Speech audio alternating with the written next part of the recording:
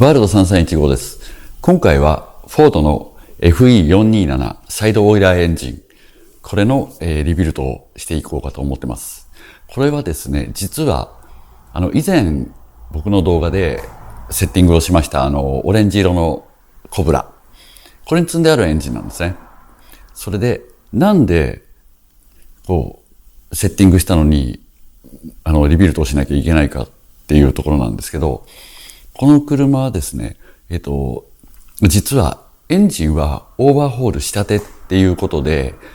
何年もずっと動かさないでガレージで保管されてた車だったんですね。で、それをいきなりエンジンをかけますとオイルが回ってないわけです。それでメタルをかじってしまったっていうような感じだと思うんですね。やっぱりちょっとセッティングしてて、あれっていうところはあったんですけども、やっぱ油圧とかそういったところが出てきて、オーナーさんこれなんか知ってたみたいで、それでいずれはちょっと中開けて見てくれと、そんな風にちょっと言われたエンジンだったんですけども、やはりちょっとこれを機にちょっと中見てくれと、そういった感じでちょっと見させていただきました。まずはいろいろちょっとばらしていきました。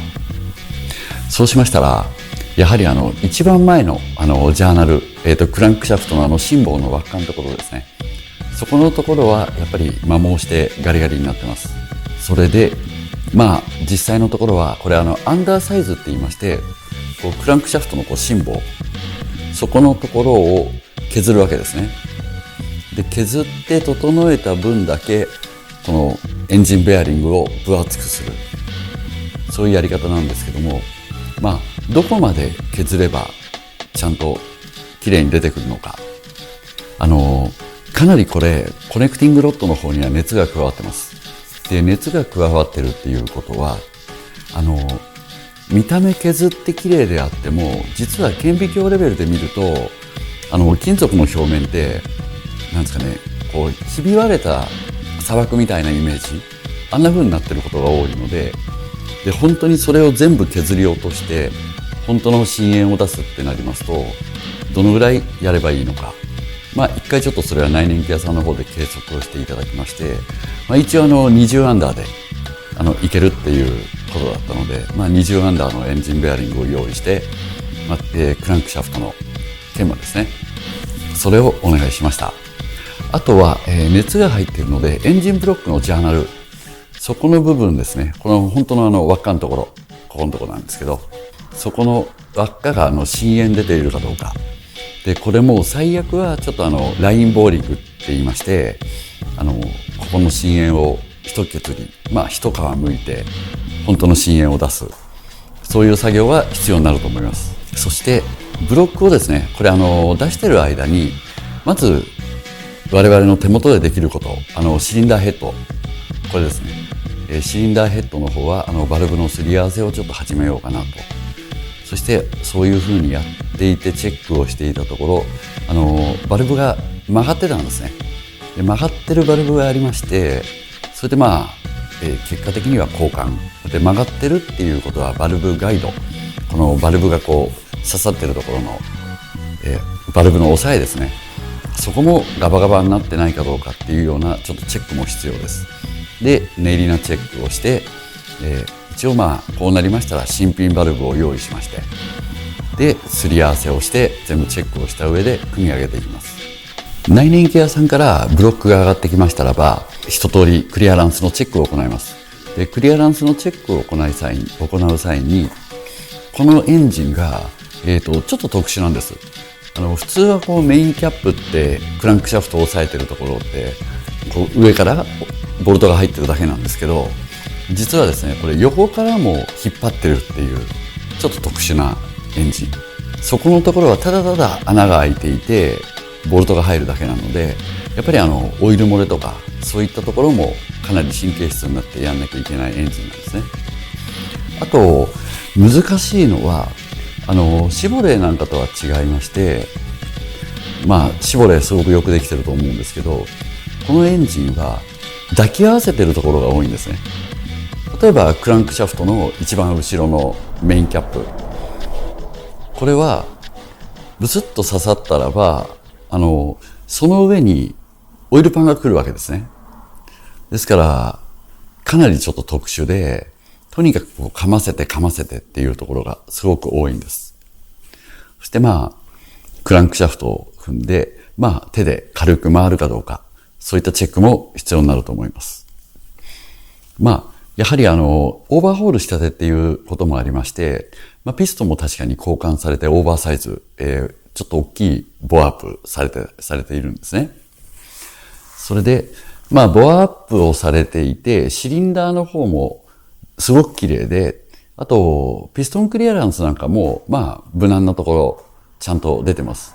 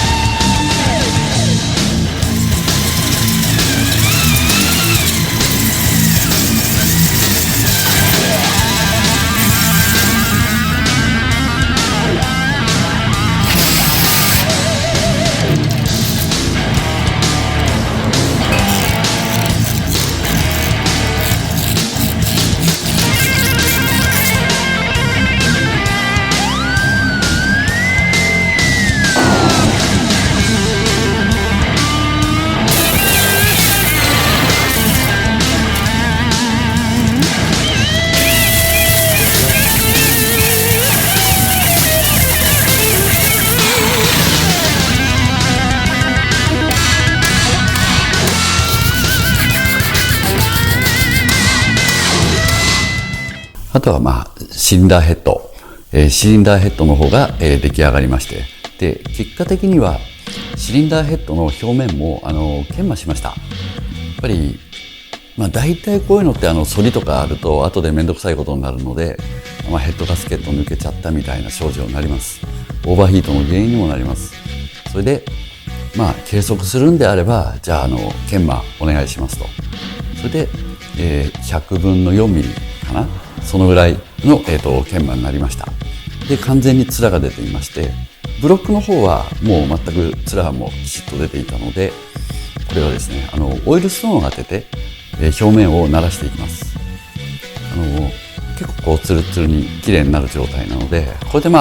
問題はないかなと思いますね。あと、面白いのが、インテークマニフォールド。これインテークマニフォールドがヘッドの半分を占めてます。そしてその上からバルブカバーがかぶるので、そうなりますと、これもう確実にオイル漏れをする原因になると思います。あとはハーモニックバランサー。これ見ますと、3本ぐらいポインターの位置をこう決めてるわけですね。ですから、いろんなビルダーさんっていうか、いろんなチューナーさんが、このエンジンはいじってセッティングをしてっていうのを繰り返してきたっていうのがここでわかります。そして今回、フロントカバー開けてます。で、1番の上視点もちゃんと見てます。ですから、正確な、ゼロっていうのが分かったんですね。でそこにちょっとホワイトマーカーで印をつけまして、元々のところを見たとしてもこれ全然ちょっと違ってずれてるんです。これだともうまともな点火時期出ませんので、これでちょっとしっかりセッティングが取れるかなっていうふうに思いますね。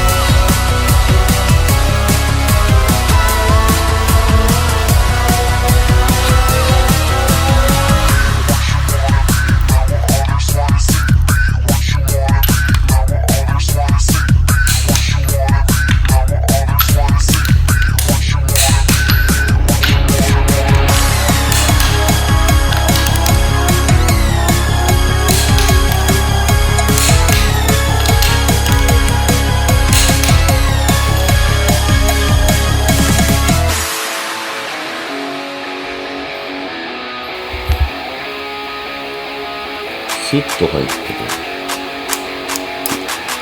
ガバガバですからね。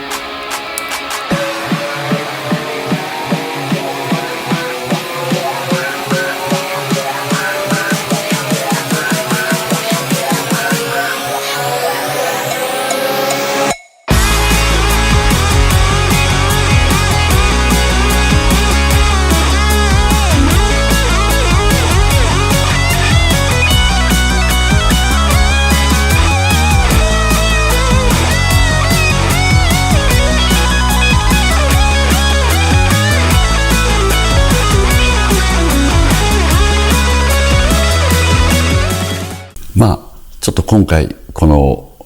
FE427 サイドオーラー、このエンジンは特殊なだけにいろいろ組んでてちょっと感じたことっていうのは、これを作った人は、多分天才なんじゃないかなと思うんですよね。パズルと一緒で難しいパズルっていうのはやっぱり結構天才が作ってるんですよ。あと逆に本当に児童向けの簡単なパズル、これもまた天才が作ってると思います。でこのエンジンは最終的には組んでいってすごく悩むし、いろんな手法でこうやってみようああやってみようなんていう風なかなりのやっぱり経験値が必要なものだと思います。すごい面白いエンジンだと思いますので、これは、エンジンを下ろしているのは別の業者さんが下ろしてくれました。それでまた今度出来上がりまして、でこれはその業者さんのところに納品をさせていただいて、でその後、大体もともとがセッティング1回してますのでそのままいけるとは思うんですけども、まあ若干のちょっと手直しはあるかもしれません。そんな感じでちょっとやってみました。